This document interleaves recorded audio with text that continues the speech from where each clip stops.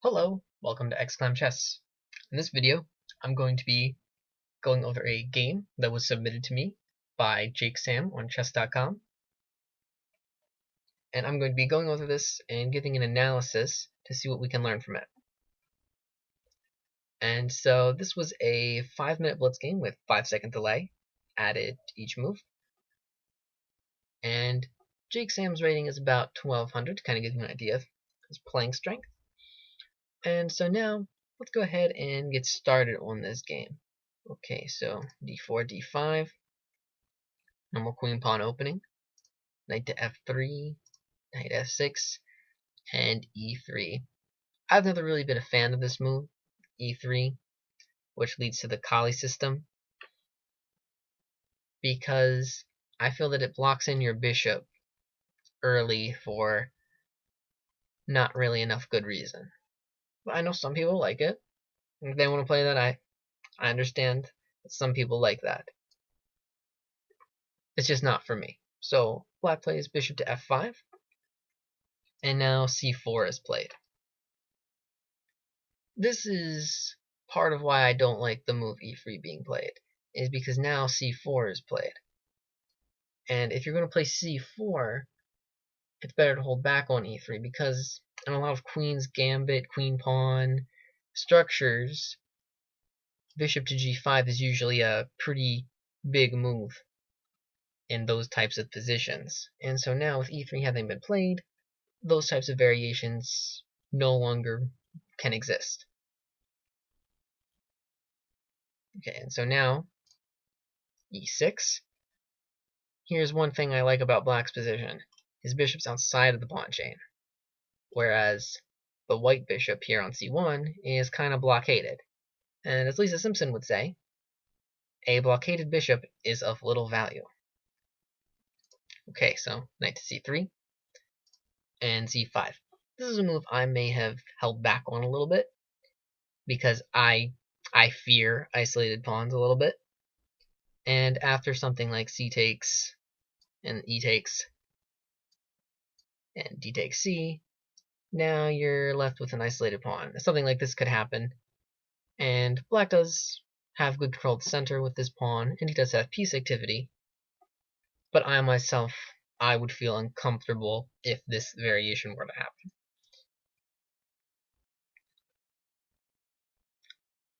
Okay, so let's get back to the game. After c5, okay, and then queen to b3. And then queen to b6. I like this, because after queen takes queen, a takes b,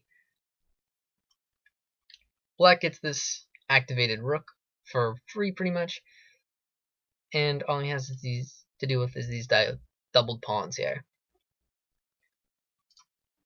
Which isn't really a problem, because these pawns aren't exactly weak, and at the same time you got this rook here on this nice open file. Okay, knight to b5. So right here, black makes a slight mistake here and plays king to d7. A slightly better try would have been knight to a6. That way you're guarding c7 from this threatened knight fork while developing a piece. And you might say, well, this knight's on the side. Aren't knights on the rim dim? Well, that's true, but I also would say that this knight is at least somewhat developed, even if it is on the side. And moving the king will run into this knight e5 with check. And now these knights are pretty well posted. And now the best move would probably be king to e7, temporarily blocking your bishop, but you are guarding f7, and knight c7 attacking the rook wouldn't come with any checks, so this rook here could move away. And so the move that was played was king to d8, unfortunately. And this was a blitz game, so maybe some time was also an issue here. Maybe playing fast to try to keep your clock from running. that's a possibility that I've noticed a lot of players have the problem with, is they're playing quickly and they don't always calculate all the variations they should. And then knight takes f7 check, and king to e7.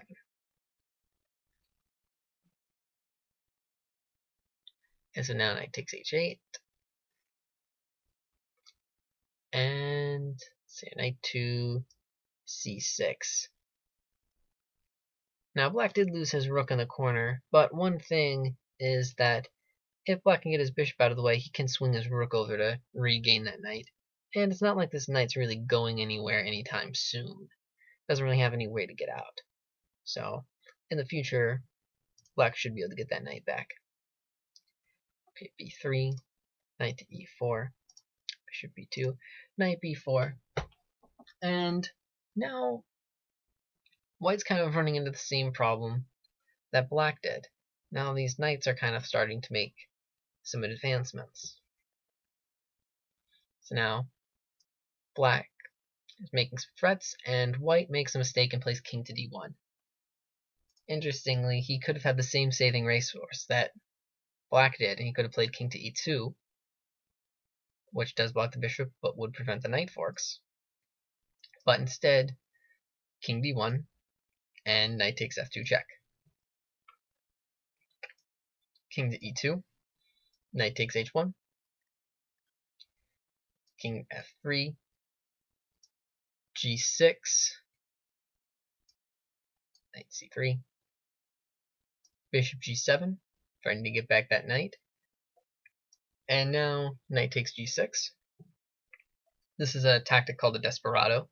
When you know that a piece is lost, usually it's best to just get whatever you can for that piece, and in this case it's a pawn.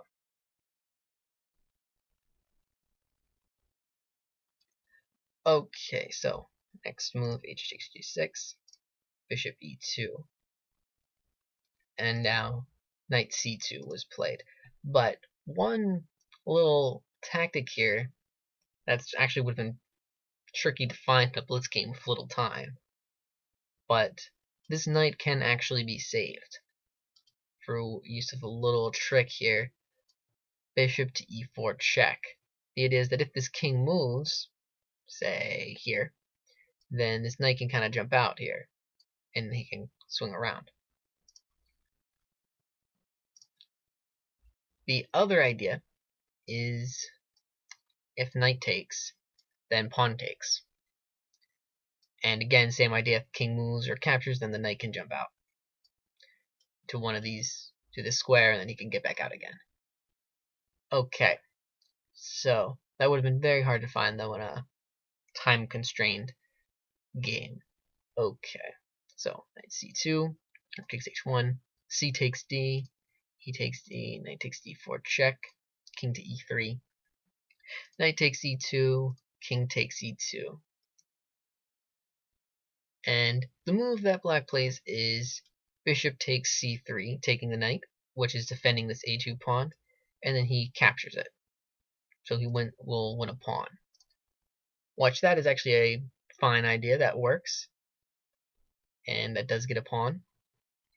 But however, one thing that happens after this, and this is why I would have been tempted to play a different move, which I'll show in a moment. But in this variation, you notice these bishops are of opposite color. See, the bishop's on the dark squares, and this one over here is on the light squares. And so in endgames with bishops of opposite color, sometimes being one pawn up, or sometimes even two, isn't always enough to win. And so while black will definitely have a much more comfortable game, they'll have a much easier time playing, sometimes it can be difficult to push for a win, even when you're up a lot of material. And so that's what I would have been tempted to play a different move. So after king takes e2, I would have been tempted to play d4 and kick this knight over to the side. Obviously, if it moves backwards, then the rook can just take the a pawn. But after knight a4, this knight would be sidelined a bit over here on the side. And meanwhile now, black keeps his 2 bishops, which are slightly better than a bishop and knight.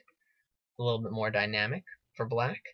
And also now black has this powerful pawn. Well, 2 powerful pawns. And so after something like d3 check, king d2, and bishop h6, black has this powerful passed pawn, and he's gaining control of the squares in front of the pawn and pushing it forward. And so this can become kind of a threat and some dynamicism here for black, which is something that I would have been very much so tempted to play. But the move that he played, bishop takes c6, is perfectly fine, and then rook takes a2. As was shown a few moments ago, this is a fine way of playing. Okay, so now after rook takes a2, king to e3, d takes c4, b takes c, rook a3, king d2, rook a2, king e3, rook c2, bishop to b4 check, king f6, and g3. So yeah, so white pushes this pawn on g3 because this rook had been attacking it, and I'm actually wondering why he didn't want to capture it a few moves ago. I was trying to think of it. I know me, whenever I see a pawn hanging, I always ask myself if I can just go ahead and clip it, because I'm a little bit greedy sometimes. But now this pawn no longer under attack, and black can just go ahead and capture this one on c4 instead. I don't know, maybe this was a time pressure issue. Maybe that's why he didn't see, or maybe he saw something and didn't want to play this way.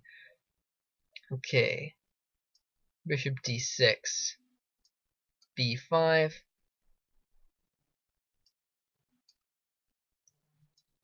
h3, rook c3 check, and now the losing move, king to f4.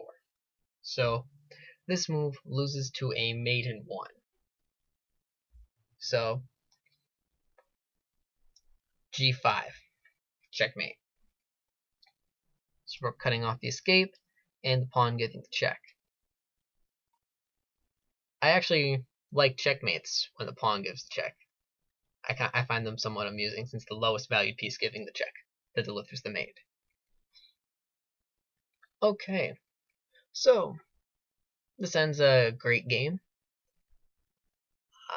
I feel like it had some really good teaching points in it. For example, the bishops of opposite color and endgame is something to keep in mind when you're planning out how you're going to approach an endgame.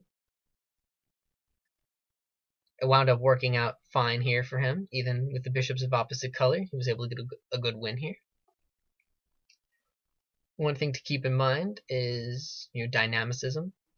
So maybe if you have 2 bishops, something you could try out in the future is trying to keep hold on them. And that would probably be a great thing to remember from this game. And yeah, thank you for submitting this game to me.